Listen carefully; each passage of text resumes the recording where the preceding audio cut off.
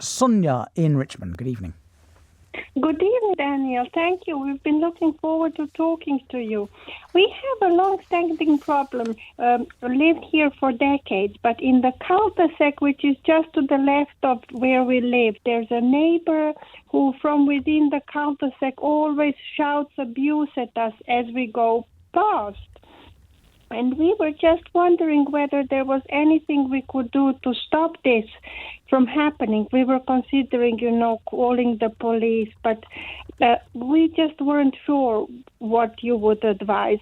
One way would be just to ignore it, but it's been going on for decades and seems to be a complete habit that this neighbor has, just to shout abuse at us. Sonya, if you can do so without using bad language, can you give me an idea of the sort of abuse? Very simple. Why are you coming here? Where are you going? Why are you here? That kind of word. It's nothing rude in any way like that. It's not racial or anything. So is he just inquiring where you're going in an evening?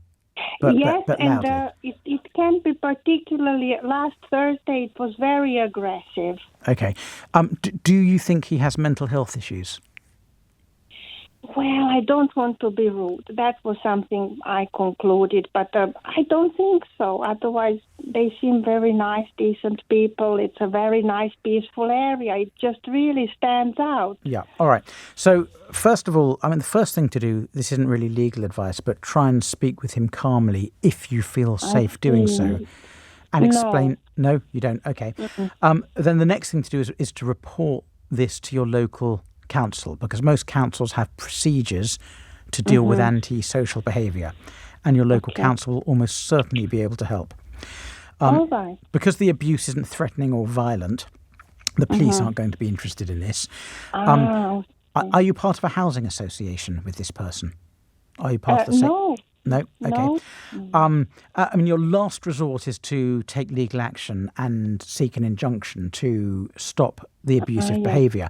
But that's a real last resort. Yes. It's very expensive and time consuming.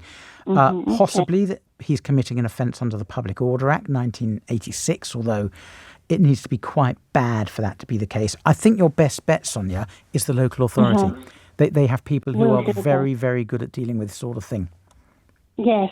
It's only that it's aggressive and really systematic and seems to be a completely habitual behavior without any consideration. Shouting and abuse just come out just like that in a completely otherwise peaceful situation. Okay, that's what we'll do. Local Do your other neighbours have a problem with this, or is it just you? Right.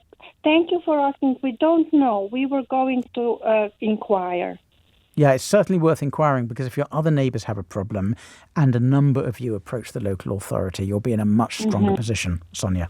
Yes, I was going to ask my other neighbours, who are all really lovely. I will do that. All right. We'll do that. Good luck. I'm sorry. It's horrible. I've got a very good friend who lives a few doors away from someone who's always shouting out and committing damage. It's horrible. It's just, you go home at night and you're scared, you're anxious, and your blood pressure's high and you're always tense. It's not a nice situation to be in, Sonya. So I do feel for you, and I wish you the very, very best of luck.